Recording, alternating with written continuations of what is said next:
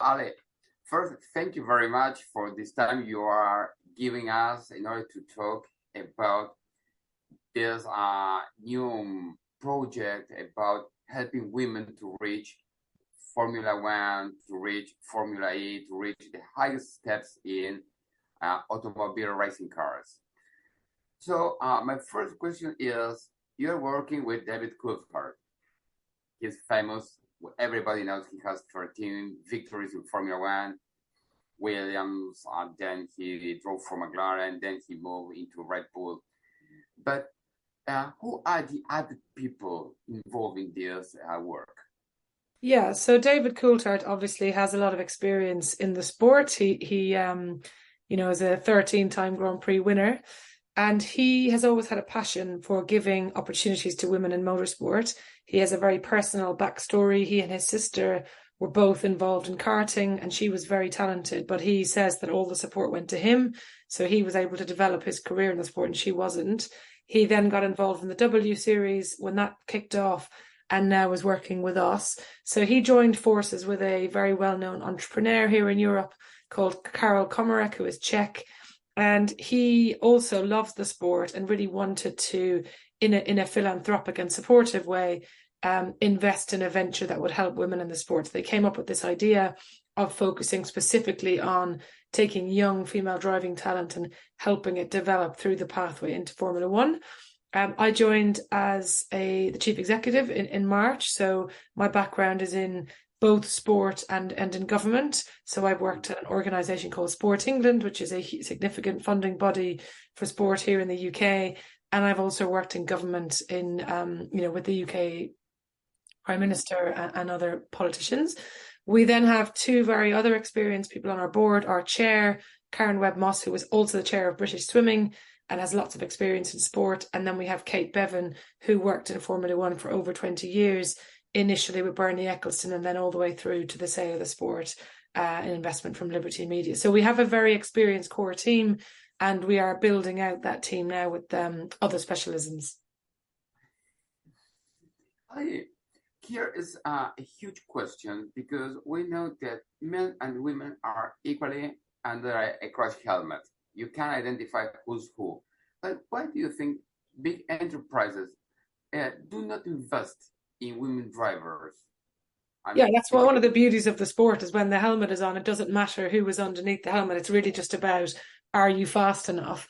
And I think one of the challenges that investors have had and brands and sponsors have had in terms of female drivers is it's been such a long time since we've had a female driver in Formula One. It's over 40 years. That is the pinnacle of the sport. So it is hard to see the path for young female talent for those who are seeking investment, because it's been such a long time and the absence is just incredibly long. So I think that's partly one of the challenges that we have in the sport, which is encouraging people to invest in female drivers and showing them that actually there is an opportunity for them to climb all the way to the top with the right support and investment. And partly that is what our role is. So we've just published a big piece of research which identified, among other barriers, that women drivers really do face huge challenges in getting the kind of investment you need early on in your career. So I think it's partly about us encouraging the sponsors and showing them evidence for the benefit of it.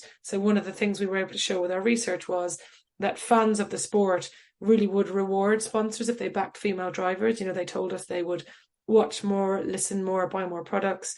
And then also it's about developing more quality female drivers. And that, of course, in itself will be a big catalyst for change, because as soon as you start to see the emergence of a group of drivers who look like they have the potential to go all the way, I do think investment will follow after that. Mm-hmm. I do agree, because there are great examples in the world. I'm thinking about Danica Patrick, a fantastic driver. There is another girl whose name is now skipping my mind, and who's driving in NASCAR in the truck series. She is also Katie Haley, if I don't remember wrongly. They seems to be attracting big enterprises there. So I suppose that this should be done in Europe too, because they are fantastic drivers. Thinking about many women who should have to have their position in Formula One, not reaching only Formula Two and then going out. Yeah, and I think it's really interesting that you pull out some of the US series there. You know, we've also got Jamie Chadwick, a British driver, driving in Indy next. So I think the US has traditionally been a place where they're maybe perhaps a little bit further ahead in the kind of ability to bring brands to the table for women's sport. And perhaps that's simply because the US market and women's sport are a little bit advanced anyway. You think of, you know, the US women's football team, the WNBA, and these are quite progressive leagues and are further down their journey in having the ability to attract brands and sponsors. So perhaps that is why. But I think, look, I think as I say, it's about persuading investors of the value of that investment, which we are trying to do through our research. And then it's about helping to improve the quality and number of female drivers coming through the pathways. So those two things start to combine. And so what you hopefully will find in a number of years are a cohort of drivers who aren't spending all of their time trying to attract money, because motorsport is a very expensive sport, particularly if you're coming out of karting and you want to follow the pyramid that leads you into Formula One. You do need a lot of investment. It's expensive. The equipment costs money, the cars obviously, and getting in the seat time costs money. So yeah, it's a huge challenge, and one I think that we've got to focus much harder on. Mm-hmm. During the last decade, we have seen a lot of women working in different areas. Yes, so more than equal only focuses in sitting a woman in a Formula One car, or trying to cover the different areas related to motorsport. Yeah, so I think when the organization was set up last summer, there was, you know, prior to that, there had been a lot of conversations and thoughts about where this kind of initiative might best serve the sport for women. And it was decided that actually this is such a monstrous task. You know, we had, like, as I say, it's been 40 years plus since our goal is that, you know, we've never had a woman on the podium in Formula One. We haven't even had a woman racing in it for decades. So I think the decision was made just to focus on this element. And also that was a big attraction to me joining the organization, because it is rare, I think, in any context that you get to come into a business which has one very clear goal and everything underneath that is kind of focused and targeted at delivering that. And I think actually that's what makes us a strong proposition, because there are lots of areas around gender inequality in motorsport, whether it's women working in the sport, and the infrastructure surrounding the sport. It could be engineering, it could be the strategy, it could be in broadcast. And I think we have to say the sport is very male dominated in all of those facets. But we decided strategically, this is what we think could make the biggest difference. You know, in Europe, we have this phrase where it comes to women's sport where we say, if you can't see, you can't be. And so our view is that, you know, putting a woman on the podium will open up enormous opportunities for the sport. And I'll just give you one quick example of where we've seen this happen in another mixed gender sport. So there aren't many mixed gender sports in the world. One of them is horse racing. And over here, we recently had a woman win the Grand National, which is, you know, the pinnacle of that particular type of racing. And I think her win has just put to bed any argument that ever existed about the ability of women to jockey at that level. So we are pursuing a similar goal in the sport here. Mm-hmm. Well, you know, you are talking about trying to put men and women. What's your view about Alejandro Agag's Extreme E, where a man and a woman have equal responsibilities driving the same car at the same time to get a purpose or to get their goal? Yeah, I mean, one of the benefits of being new entrants to the market, which many of those series are, and Extreme E is a good example of that, is that from the get-go, you can embed those types of, you know, the values or behaviors or requirements and regulations into the sport straight away. I think that is much harder in sports and series that are much more established, because you're sort of tracking back on yourself to change as opposed to starting from the get-go. So I think how those series do that is brilliant, and it's possible because of the nature of it's a nascent business, it's growing. I do think there's a lot we can learn from more than equal perspective from how those sports and series are doing. And I think we would really like to kind of listen and hear and talk to those teams, those people running those series, to see where they have had challenges and where they see opportunities. So yeah, it's exciting. And it's one of the really fun things about this sport is there's lots of new formats and new entrants to the market, and they can do things in a way that perhaps is harder for the traditional series and organizations. Yes, yes, because what at the very beginning what Alejandro proposed was something strange, at least. But then we are grasping his idea, and we can see a fantastic driver as Molly Taylor. Yeah. We think that she's one of the best, if not the best. The growth of Lalia Sanz, she's driving every day, she's driving better and better and better, of course, off-road races, and they are protagonists of races. They, in a way, decide the races. Yes, and the time it goes on, they are more and more protagonists, even sometimes better than their male counterparts. Yeah, and I think what that's showing is that if you give women an equal opportunity and resource, they will do very well. What is happening currently in our world is drivers are coming into the system, talented drivers, female drivers are coming into the system and really struggling to break through because they aren't given either the same resources, or indeed there's not enough recognition that there are some things which make it slightly harder in the system we have here, which was kind of built in and around male drivers, whereas you don't have that in Extreme E or in sports like that because it's new and those barriers don't exist because the structures and systems are brand new. And also I think, Molly's a really good example of, this is someone who's also giving the sport as a whole a female role model. And that's what we really need to see, because if you're a young driver coming in, whatever series you're looking at, you need to be able to look up and see people who look somewhat like you. And, we certainly don't have that in Formula One at the moment, but people like Molly, and you mentioned Danica, obviously, Jamie, and other in Indy Next, they're very important role models for the sport. What's your idea about the now suspended W Series? Was the W Series positive or not so much positive for women when you want to put women and men on the same level? Yeah, I mean, I think firstly, it's very sad the W Series has gone. I think that's really disappointing for lots of people. Our view on, gender specific series is that there is a place for those as you're developing talent, particularly when the drivers are a bit younger and they're not getting the same exposure and experience some of the male drivers.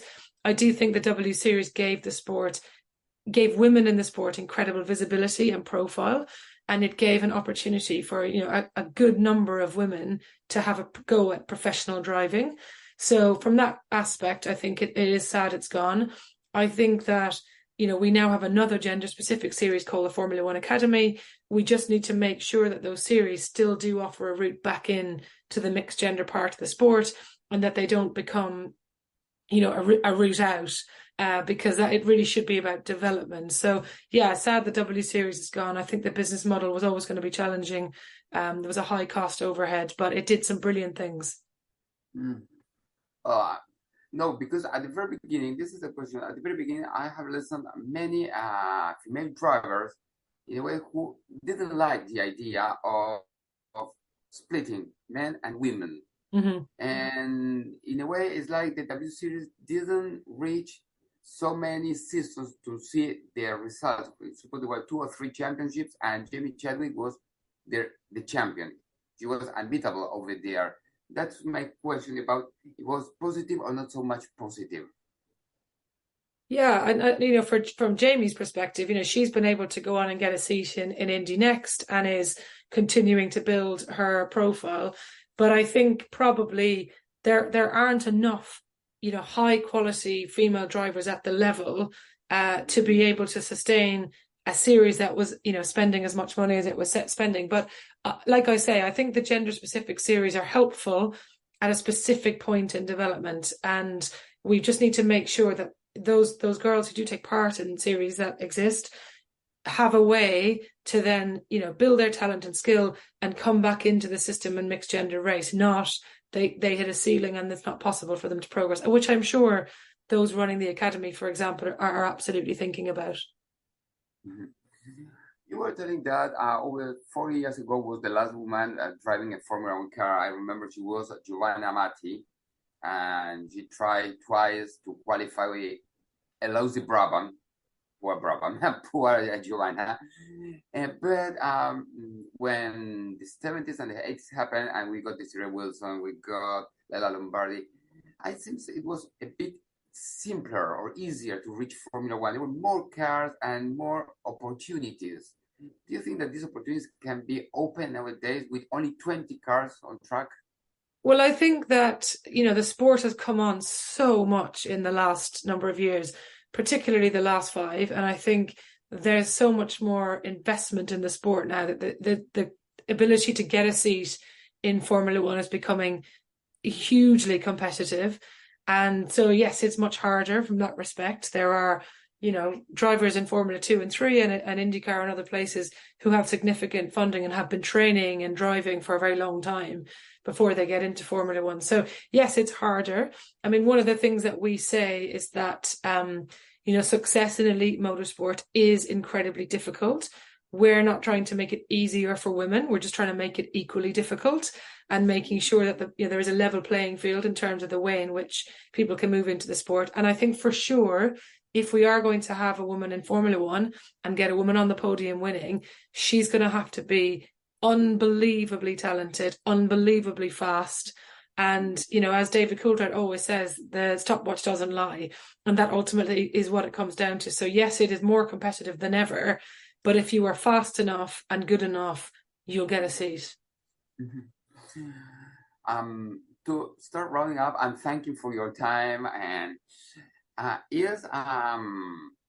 you only thinking about Formula One, or you are also trying to give up an opportunity to female drivers in IndyCars, in Formula E, as it happened when the series started? I remember Catherine Led, she drove, Michela Ciuretti, she also drove in Formula E. Are you trying to open different opportunities for female drivers? Yeah, so one of the things that we are doing, so we've just done a big piece of research. We're now working with an organization called HINSA, who are kind of a training organization who work with lots of F1 drivers now. And we are building a female driver development program for young drivers. We're going to pick a global cohort of young talent and invest in them over the next number of years in training, skills and preparation.